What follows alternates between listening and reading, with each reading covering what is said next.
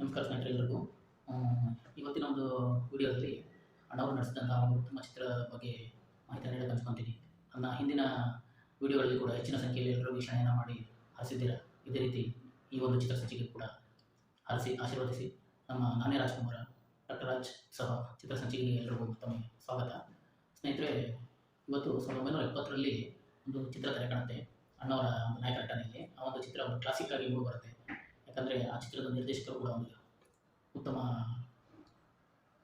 ಇದನ್ನು ಪಡ್ಕೊಂಡಿರ್ತಾರೆ. ಸ್ನೇಹಿತರೆ, ಯಾವುದಪ್ಪ ಚಿತ್ರ ಅಂತಂದರೆ ಎಲ್ಲರಿಗೂ ಕುತೂಹಲ ಇರ್ಬೋದು.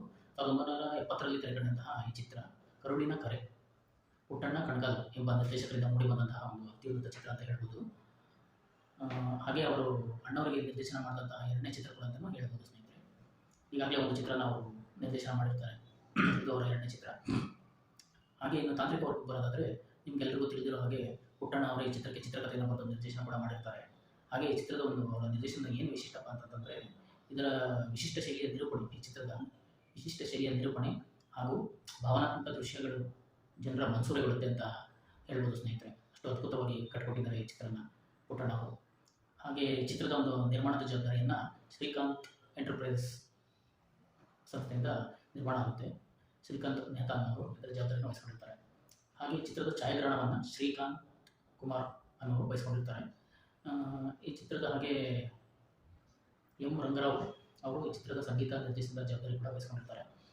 ಇನ್ನು ಪಾತ್ರದ ವಿಚಾರಕ್ಕೆ ಬಂದ ಸ್ನೇಹಿತರೆ, ನಿಮಗೆಲ್ಲರಿಗೂ ಗೊತ್ತಿರೋ ಹಾಗೆ ಡಾಕ್ಟರ್ ರಾಜ್ಕುಮಾರ್ ಅವರು ನಾಯಕ ನಟರಾಗಿ ನಟಿಸಿರ್ತಾರೆ. ಹಾಗೆ ಪಾರ್ವತಿ ಪಾತ್ರದಲ್ಲಿ ಅಂದರೆ ನಾಯಕಿ ಪಾತ್ರದಲ್ಲಿ ಕಲ್ಪನಾ ಅವರು ಕೂಡ ನಟಿಸಿದ್ದಾರೆ. ಹಾಗೆ ಡಾಕ್ಟರ್ ರಾಜ್ಕುಮಾರ್ ತಂದೆ ಪಾತ್ರದಲ್ಲಿ ಆರ್ ನಾಗೇಂದ್ರ ರಾವ್, ಹಾಗೆ ಪ್ರಮುಖ ಪಾತ್ರದಲ್ಲಿ ಆರ್ ಎನ್ ಸುದರ್ಶನ್, ಹಾಗೆ ದಿನೇಶ್, ಅಥವಾ ಲಕ್ಷ್ಮೀದೇವಿ, ರತ್ನಾಕರ್, ಬೆಂಗಳೂರು ನಾಗೇಶ್ ಮುಂತಾದ ಕಲಾವಿದರು ಕೂಡ ನಟಿಸಿದ್ದಾರೆ. ಚಿತ್ರದ ಸಾರಾಂಶದ ಬಗ್ಗೆ ಹೇಳ್ತಿದ್ದೆ ಸ್ನೇಹಿತರೆ. ಈ ಒಂದು ಚಿತ್ರ ಒಂದು ನೈತಿಕತೆ ಬಗ್ಗೆ ಮೂಡಿ ಬಂದಿದೆ. ಹಾಗೆ ತಂದೆ ಮಗನ ಸಂಬಂಧ ಹಾಗೂ ಸಾಮಾಜಿಕ ಕಟ್ಟುಪಾಡುಗಳತ್ತ ಒಂದು ಸುತ್ತ ಹೇಳ್ತಿರುವಂತಹ ಭಾವನಾತ್ಮಕ ಕಥೆಯಾಗಿ ಮೂಡಿಬಂದಿದೆ. ಹಾಗೆ ವಿಶೇಷವಾಗಿ ಕರಾವಳಿ ಕರ್ನಾಟಕದ ಜೀವನ ಶೈಲಿಯ ಸಂಬಂಧಗಳ ಆಳವನ್ನು ಈ ಚಿತ್ರದಲ್ಲಿ ತೋರಿಸಲಾಗಿದೆ. ನೆಕ್ಸ್ಟ್ ಸ್ನೇಹಿತರೆ, ಮೊದಲೇ ತಿಳಿದಿರೋ ಹಾಗೆ ಈ ಚಿತ್ರದ ಸಂಗೀತದ ಒಂದು ಜವಾಬ್ದಾರಿಯನ್ನು ಎಂ ರಂಗರಾವ್ ಅವರು ವಹಿಸ್ಕೊಂಡಿರ್ತಾರೆ. ಹಾಗೆ ಉತ್ತಮ ಹಾಡುಗಳನ್ನು ಕೂಡ ಸಂಗೀತವನ್ನು ಕೂಡ ನೀಡಿದ್ದಾರೆ. ಇವರಿಗೆ ಸಾಥ್ ಕೊಡೋರು ಆರ್ ಎನ್ ಜೈಗೋಪಾಲ್ ಅವರು. ಹೇಗೆ ಅಂತಂದರೆ ಈ ಚಿತ್ರದ ಹಾಡುಗಳನ್ನ ಅವರು ರಚಿಸಿರ್ತಾರೆ. ಈ ಚಿತ್ರದ ಎಲ್ಲ ಹಾಡುಗಳು ಕೂಡ ಒಂದು ಪ್ರಶಂಸೆಗೆ ಪಾತ್ರವಾಗ್ತವೆ ಸ್ನೇಹಿತರೆ. ಇನ್ನು ಉಡುಪಿ ಜಯರಾಮ್ ಅವರು ಒಂದು ನೃತ್ಯ ಸಂಯೋಜನೆಯನ್ನು ಹಾಡಲಿಕ್ಕೆ ಮಾಡಿರ್ತಾರೆ ಸ್ನೇಹಿತರೆ. ಇದು ಕೂಡ ಒಂದು ವಿಶೇಷ. ಹಾಗೆ ಹಾಡುಗಳ ಬಗ್ಗೆ ಗಮನ ಕೊಡೋಣ. ನೀವೆಲ್ಲರೂ ಕೇಳಿರ್ತೀರ ಹೆಚ್ಚಾಗಿ 1970ರ ದಶಕದಲ್ಲಿ ಬಂದಂತಹ ಸುಮಧುರ ಗೀತೆಗಳು ಇಂದಿಗೂ ಜನರ ಮನಗಳಲ್ಲಿ ಹರಾಜಿಸ್ತಾ ಇದೆ. ಮೈಸೂರು ದಸರ ಎಷ್ಟೊಂದು ಸುಂದರ ಚೆಲ್ಲಿದೆ ನಗೆಯ ಪನ್ನೀರ, ಈ ಹಾಡು ಕೂಡ ಶ್ರೀಯುತ ಪಿ ವಿ ಶ್ರೀನಿವಾಸ್ ಅವರ ಕಂಠದಲ್ಲಿ ಮೂಡಿಬಂದ ಒಂದು ಅದ್ಭುತ ಗೀತೆ ಇದೆ. ಹಾಗೆ ಇನ್ನೊಂದು ಗೀತೆ ಕೂಡ ಸುಮಧುರವಾಗಿದೆ.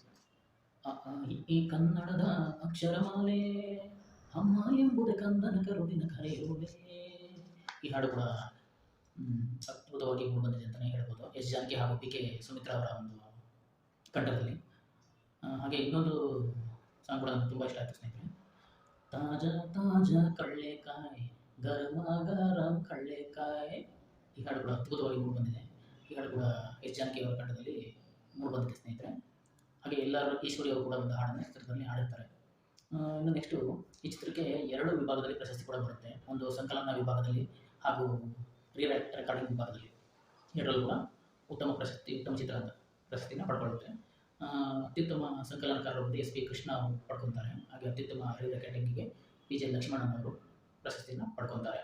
ಹಾಗೆ ಈ ಚಿತ್ರವು 1972-73ನೇ ಸಾಲಿನಲ್ಲಿ ತೆಲುಗಿನಲ್ಲಿ ಶೋಭನ್ ಬಾಬು ಅವರು ನಾಯಕ ನಟರಾಗಿ ಪೆದ್ದ ಕೊಡುಕು ಅನ್ನೋ ಹೆಸರಿನಲ್ಲಿ ರಿಮೇಕ್ ಆಗುತ್ತೆ ಸ್ನೇಹಿತರೆ ಈ ಚಿತ್ರ. ಈ ಚಿತ್ರ ಉತ್ತಮ ಯಶಸ್ಸನ್ನು ಕೂಡ ಗಳಿಸುತ್ತೆ ಕನ್ನಡದಲ್ಲಿ ಸ್ನೇಹಿತರೆ.